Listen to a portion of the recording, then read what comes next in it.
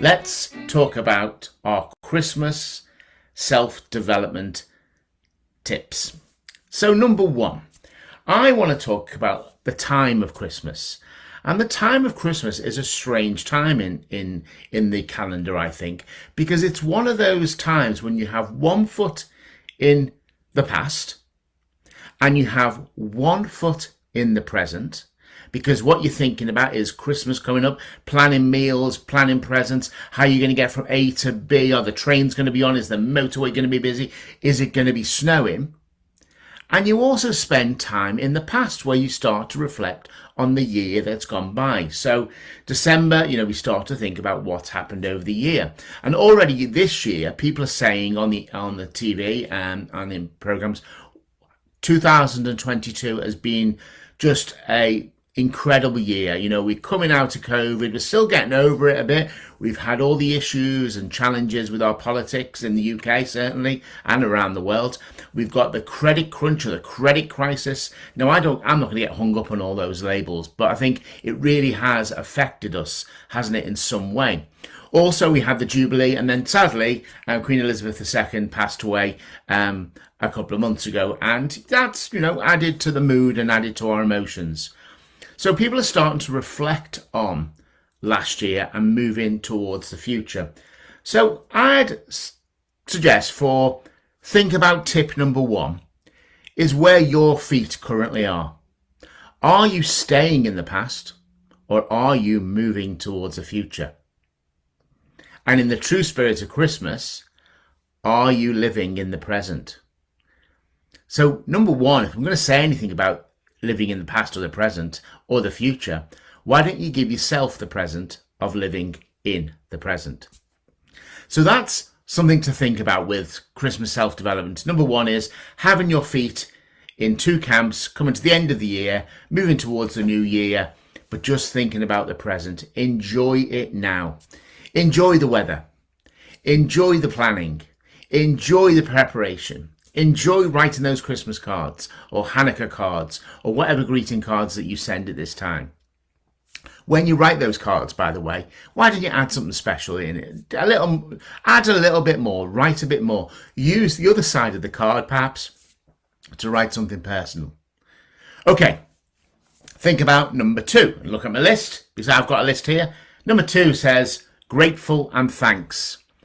This is the time of year, isn't it, to feel grateful and to say thanks. And Christmas sort of gives us the permission to do that, doesn't it? It sort of gives us permission to give cards, to give gifts, to celebrate, to do the speeches at the end of the year, in the office party, or, in the school, school nativity play, and there's always the teacher at the end that comes on and thanks the year and says thank you to all the parents, etc.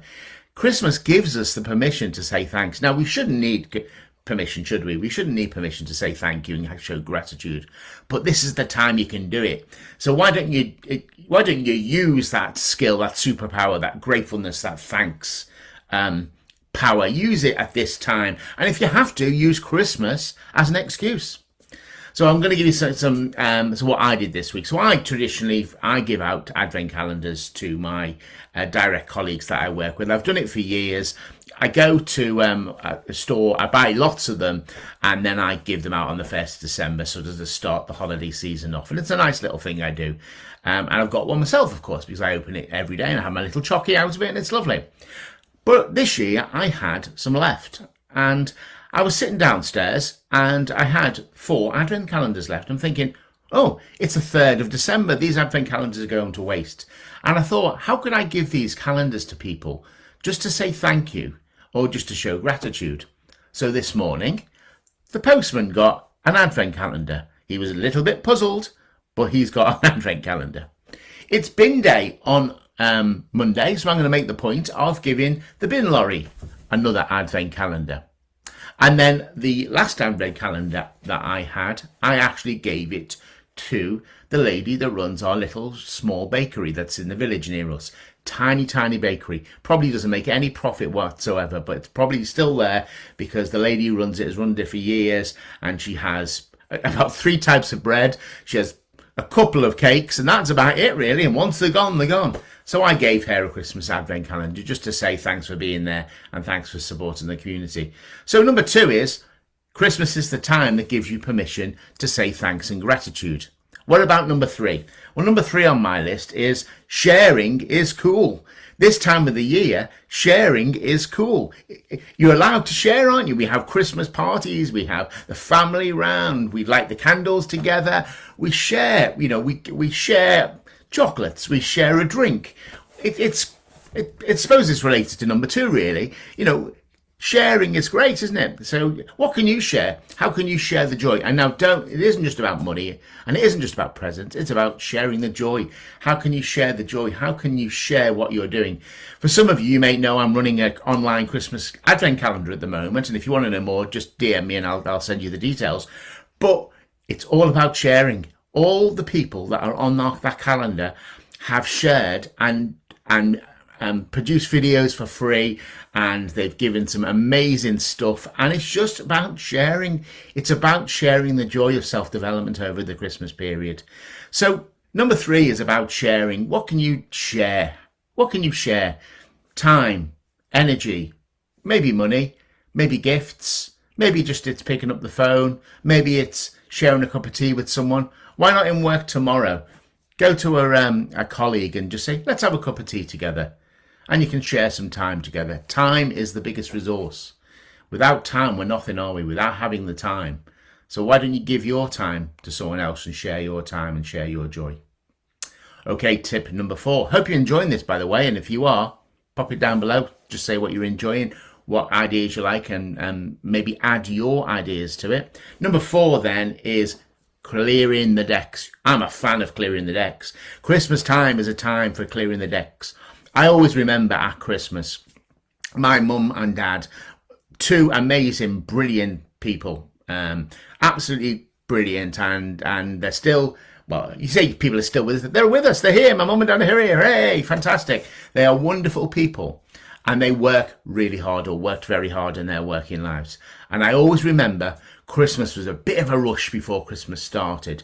And, everything was put away and the decorations were up and the house was clean from top to bottom. And my mum used to do that. And I don't think we helped as kids. I'm sure we didn't. And I'm not sure my dad did either. But mum cleaned the house. And I always remember Christmas. It was the time the house was clean. All the bedrooms were clean because that's where the coats went. When you have a party at Christmas, all your coats go onto one of the beds. So the bedroom had to be cleared. And just in case we're doing a grand tour of our house, people who had always been there every year, but it was all clean and everything was spruced up, and I think Christmas brings that memory back for me. It's also a time really to just have a good old clean, a good old sort, before the new year starts, I suppose, and see if there's things in your drawers that you don't use anymore in your cupboards, and maybe give them away, maybe donate them to somebody. But Christmas for me, have a good sort, have a good declutter. It's a good time. And sometimes in between the Christmas period and the New Year period, people are, I don't know what to do. Well, why don't you have a bit of a sort? Why don't you clear that spare bedroom that you have talked about for years, or clear out that man drawer? And we know all the men who are watching us here I've got a drawer, there's just stuff in it, there's batteries from 1962 in it, there's a pen that you robbed from the Hilton in Birmingham, borrowed from the Hilton in Birmingham. Nobody robs pens, they borrow it. Or you say, I've paid for this room, I'll take everything inside it. That bit of string that's in there, the empty box of matches, the empty box they had matches in. You know what, clear that man drawer out, men. And then whatever the ladies or the women's equivalent of man drawer. So why don't you have a bit of a declutter over the Christmas period? And my last thing I'm going to talk about today, a bit of self-development for the Christmas period, is looking after yourself. It wouldn't be self-development, would it, without self-care? Christmas can be extremely overwhelming. It can be overwhelming for you. It can be overwhelming for your family. It can be overwhelming for people perhaps who are feeling the credit crunch at this time. It could be overwhelming for just people who have anxiety challenges, people who don't have family circles around them or friends around them. So self-care is about yourself. If you're feeling overwhelmed, folks, use my STOP, STOP.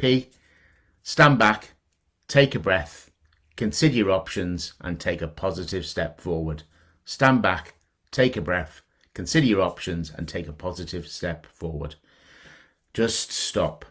If you're feeling overwhelmed and you're getting that feeling, just stop and take a break. It doesn't all have to be done.